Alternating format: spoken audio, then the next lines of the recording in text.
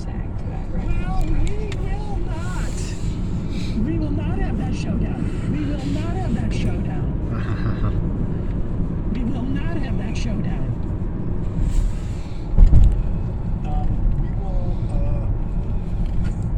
Liz Cheney, why are you so aroused right now, Tim Pool's plunger, last thing Schumer did was his majority seat before Trump came in was push through a bill targeting Palestinian protesters, Palestine protesters. Hey folks, don't forget to hit the subscribe button and check out our daily show. We do it every day at 12 p.m. Eastern for about 2.5 hours. We even take phone calls.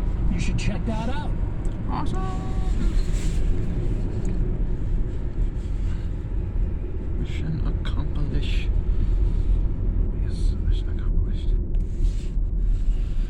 Yep. Mission accomplished.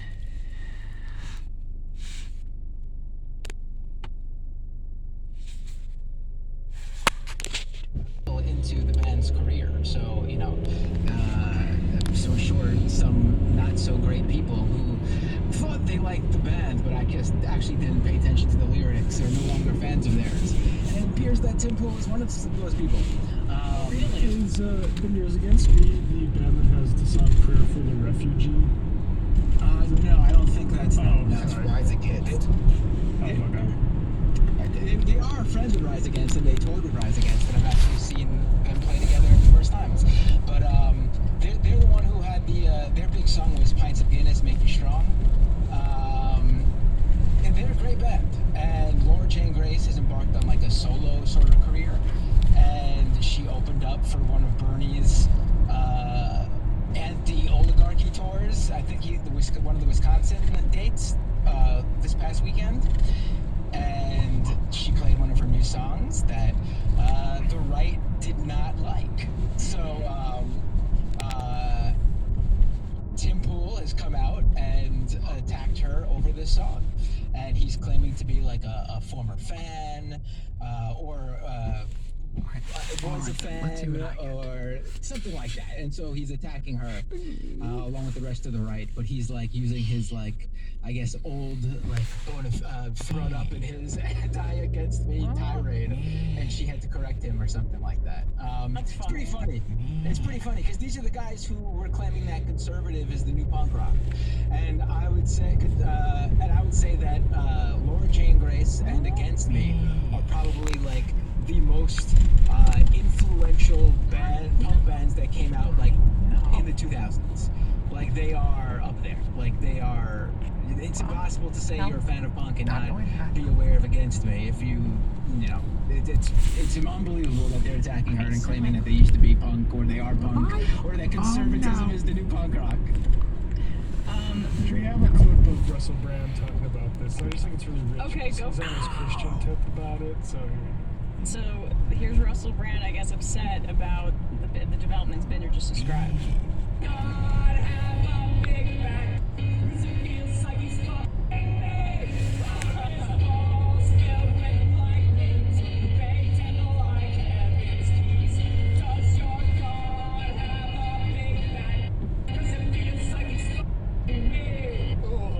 That's blasphemy. And I tell you what bothers me about it is that of that person, the perpetrator. Like I can feel he's already pleased with himself. Like, yeah. Okay, wait. So Really tough. he's misgendering her, right? Nice, dude. Purposefully. Didn't you like? What wasn't he the guy that was so edgy that he dressed up as Bin Laden the day after 9/11 for his radio show? And he was just like such a counterculture person that he didn't vote for Labor or for the Tories in school. That's a pretty good bit. He stepped down from Labor. He did? Under Miliband and the Bin Laden thing. Yeah, that was part of his original lore back in the Bush administration. When I heard about it, the coming war on terror, more about him being jealous of all the attention that Osama Bin Laden got after 9/11 and wanting it himself. That's hilarious, but I'm also just tickled by this guy who's a notorious sexual philanderer and now very credibly accused of non-consensual sexual acts by many different accusers, saying that the idea that you would say something like this is blasphemous. Well, he used to harass one of his producers who believed in God, calling him Nick the Vicar's son because his dad was a vicar. And those were actually very funny jokes. Right. I wonder if Russell repents for those every day. Was that blasphemous, Russell? He's a pearl clutcher, but he's also a rosary clutcher now, I guess, apparently. What were you gonna say? Rosemary clutcher. You can tell Rosary clutcher. Oh. Like a rosary beads. Oh, okay. Oh, no, I'm sorry. A jumper for our UK friends. I'm singing it really tough, son. I'm giving it to God, man, because I'm saying God's got a dick. God is the creator of all reality. God's not squeamish. When it comes to sort of taboos and guidance, it's not like you can't be, say, sort of promiscuous or profane. You can do all of those things. It's just you will suffer. And if you watch that again, you can see the suffering in that person just on the edge of eczema and just on the edge of a kind of a tautness. He's got sort of a tautness coming through his skin. That's the first time I've ever seen that person. It might be the last. I don't know. Perhaps you'll go into be an influential genius. But like, what I think is that you can see vibrating out of that person a kind of a deep sadness and dissatisfaction. I think so he posted this himself. That's interesting. I mean, you sound like you're having delusional thoughts, so I'm not necessarily sure we should trust you. He's projecting. Yeah. First of all, like it's funny he's like trying to like read Laura Jane Grace's like true feelings when actually like this is a musician with a band and a solo career who's been around for like I think this past week or a couple weeks ago was like the 23-year anniversary of their debut album, Reinventing Axl Rose, and this is a band she's the singer and she has been very open over the years in all the songs about all the different things that she's gone through, from divorce, the first album that came out after she came out as trans was entirely about gendered dysphoria and her coming out as trans. Like, this is someone who's been very open about everything. So the fact that he's trying to like from afar gauge how she feels, literally just listen to her music. All you gotta do is it tells you everything. I'm detecting a bit of emotion in this punk rock vocalist. Yeah, man, that's why everyone knows who they are. That's Right. how they became known to the world. Yeah, that's as supposed to say expressing Hershey on those emotion through two song. Well done. And pipe what's things, sad is so. how surface level this is. Like Russell Brand, when I saw him out in Long Island, Nassau Coliseum, about a decade ago. Interesting crowd. We don't need to talk about that. He was doing interesting stuff, like opening the newspaper and just talking about like the different like the economy and breaking down articles and like that. Now, it wasn't the most cutting edge analysis. It was okay for a comedian, though. It was nice to have a comedian say like the bankers are bad and the NHS is good. And now he can only comment on a person's like immediate looks. Like, that's all the. What would Jesus think of that, Russ? Yeah. Would Jesus be like, the person has tight skin? Oh, idiot. To some sort of mental illness or delusion. / performance, which is Yeah. always been the case with Russ. I mean, I don't know if he's a true believer, and so I think when you get these people who ultimately have just converted as a way to get out of accusations, to drift on incredibly impressive audience, they can't help but perform the kind of like evangelical preacher type that like they have in their head from their time as being like a famous atheist who looks down on those people ultimately. So I think he just can't help but like ultimately look and act like somebody who is patronizing his audience because he thinks they're probably stupid, like they're stupid enough to fall for them. He's trying the guru thing and like not selling it very well. He found the easiest market with the dumbest hogs, frankly. Russell Brand does not believe in God. I do not think that. If he does believe in God, if you could look into his brain when he thinks of God, it would look exactly like Russell Brand today. Yep. If you could look into his brain, it would be full of parasites from when he got baptized in the Thames. That's his brain. It's like Swiss cheese. All right. It's really funny how much these guys like totally misunderstand stuff. They're like total media illiteracy. Because one of the things people can't understand art. things Tim Pool was going after was how another one against me's big early songs was called "Baby, I'm an Anarchist," which was sort of like tongue in cheek, but he brought that up about how like, oh, and now she's opening up to Bernie Sanders, which, you know, Bernie Sanders is you know, not perfect, but out of all the politicians, pretty punk rock. But anyway, Against Me does have a song much later on called "Teenage Anarchist," which discusses how their views have changed over the years. Like, this is just a guy who's like completely talking about Tim Pool now, just completely like trying to use this idea that he knows what he's talking about. It's something that you know, I guess he was a fan of when he was younger, and just doesn't even know what the current position of that they have are. Like, it's the same thing you see with people who are like, oh, rage for the machine now. They realize they're the machine. Hey folks, don't forget to hit the subscribe button and check out our daily show. We do it every day at 12 p.m. Eastern for about 2.5 hours. We even take phone calls. You should check that out.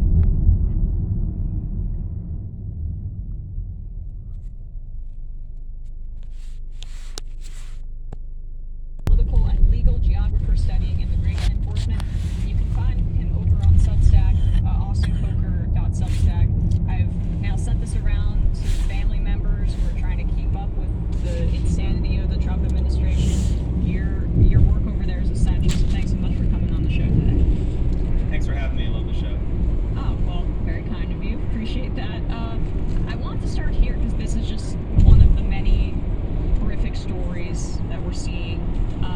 Stephen Monticelli over at the Texas Observer just keeps doing great work. And he uncovered this yesterday, or at least published this piece yesterday. It's a piece entitled "ICE Prosecutor in Dallas Runs a White Supremacist X Account." And the posts are as follows. This is apparently a guy who, it went on the radar that he might have been a part of ICE enforcement or a member or somebody in the government when he was bragging on Twitter about, yeah, I'm at the courthouse waiting on warrants, etc. But these were some of his posts prior to that. These were but the latest posts that Glomar Responder, that's the name of this account, has made over the years that suggest the operator of the account is an ICE employee. Glomar Responder has also routinely expressed blatantly racist and anti-immigrant views. Through an extensive review of this account's post, publicly available documents, and other social media profiles and posts, the Texas Observer has identified the operator of Glomar Responder as James Joseph Rodden, a 44-year-old who works as an assistant chief counsel for ICE in the Dallas area. He represents the agency in immigration court hearings where judges decide whether an individual is removed from the country. Now, here are some of his posts. America is a white nation founded by whites. Our country should favor us. All blacks are foreign to my people, dumb F. Freedom of association hasn't existed in this country since 1964 at the absolute latest, he wrote, talking about the Civil Rights Act. He also said, I'm a commie. I'm not a commie, I'm a fascist. Fascists solve communist problems. Get your insults right, R-word. He also said migrants are all are criminals, he posted. It is our holy duty to guard against the foreign hordes. Nobody is opposing feeding migrants into tree shredders, and yet give it a few more weeks at this level of invasion, and that would be the moderate position. Below that is some racism about Asian people, etc. I mean, it's you could go on and on. This is the mentality, and that's why I wanted to start here with you, Austin. Does this kind of open white supremacy from somebody who gleefully is involved in these ICE raids, does this surprise you? You know, it's not surprising. We've seen lots of examples of this out of Border Patrol and other parts of the enforcement wing of the Department of Homeland Security. Unfortunately, you know, these agencies, because of the rhetoric at the national level and also the mission of the agencies, which, you know, these are agencies that are really struggle with responsible oversight. They're constantly trying to get out of oversight. They're constantly trying to avoid being transparent to the public. I can tell you, as someone who's sent a lot of FOIA requests to these agencies, it's very difficult to get information back. And even a high-ranking person inside one of these agencies a couple months ago who was new to the agency described, you know, how much they try to refuse to be transparent.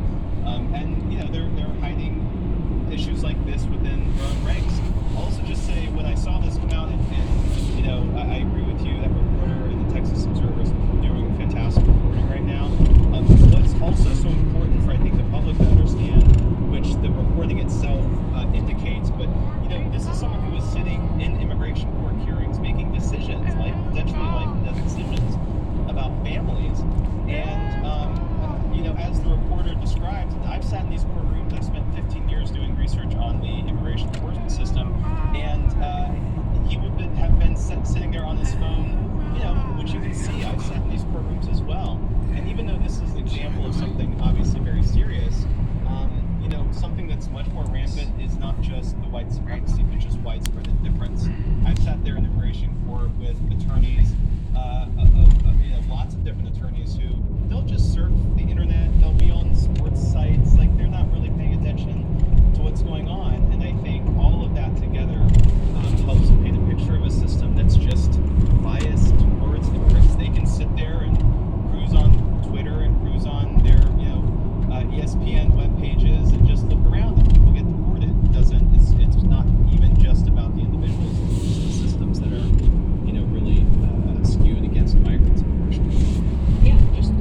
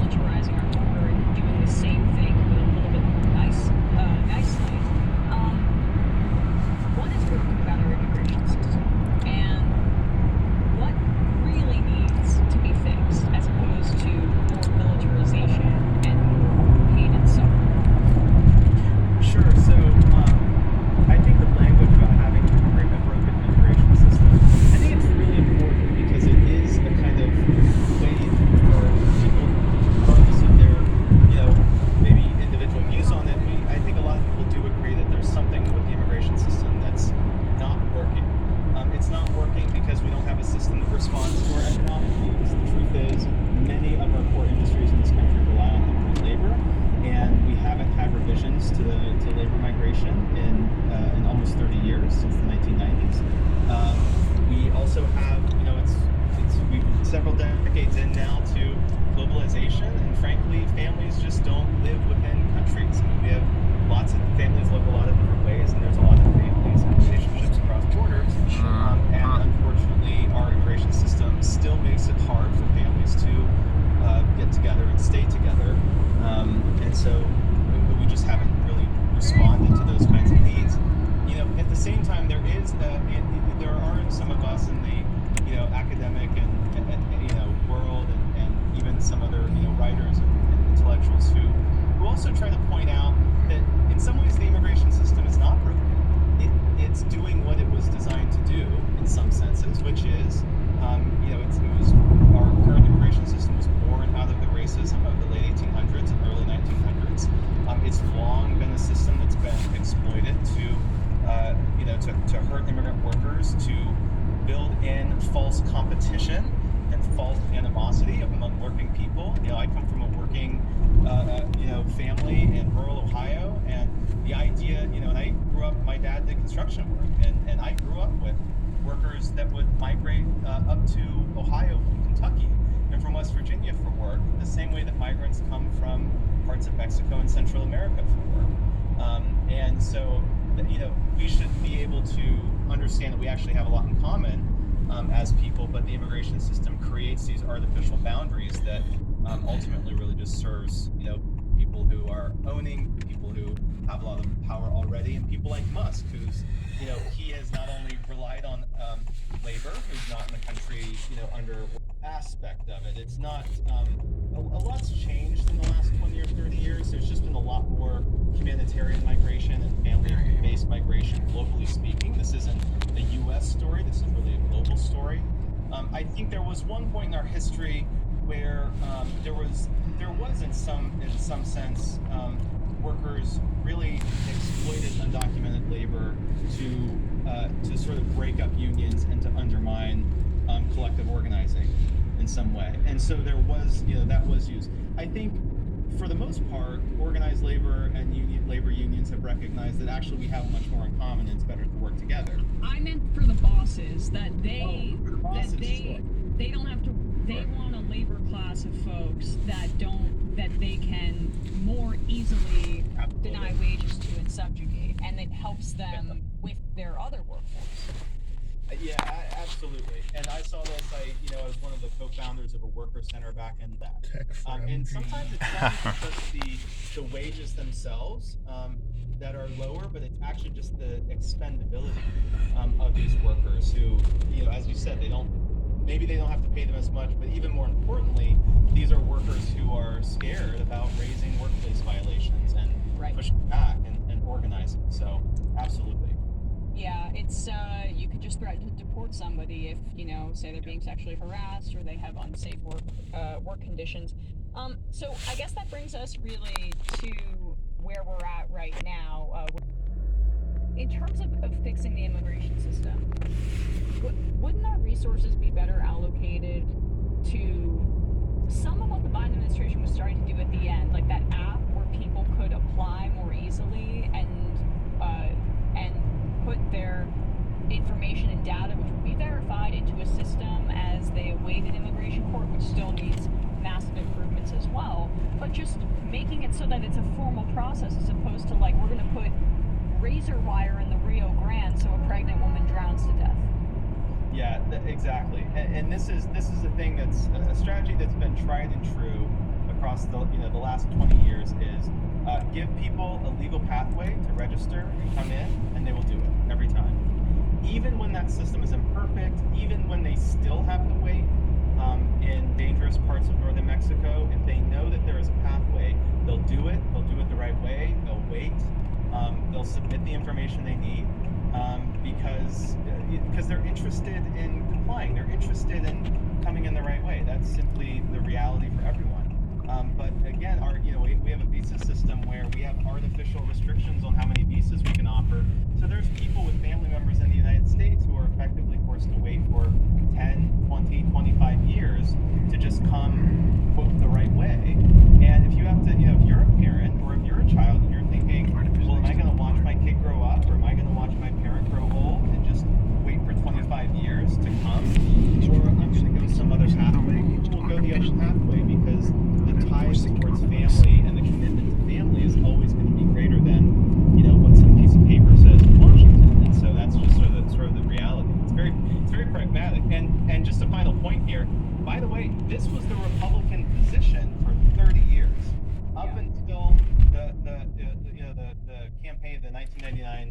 2000 presidential campaign, the position of the Republican Party was, why are we engaging with All right. government control Thank you again for a great night at the movies. Set in the 1980s. Like to do it again then in the future. So there's been a vast Okay, thank you. There really has. I would, it's accelerated by the Trump administration, though, because of the build the wall in 2016. In 2012, after Romney lost, there was a mea culpa, or at least it looked like they were trying to attempt one within the Republican Party. We've got to change our rhetoric on immigration. We've got to be more open to Latino voters. And even despite what Trump's rhetoric, they did succeed this last election. He gained with Latino voters. Hey folks, don't forget to hit the subscribe button and check out our deal. Alright, I will see you tomorrow then, since it is Sunday. See you tomorrow, buddy. Alright, see you tomorrow. Oh.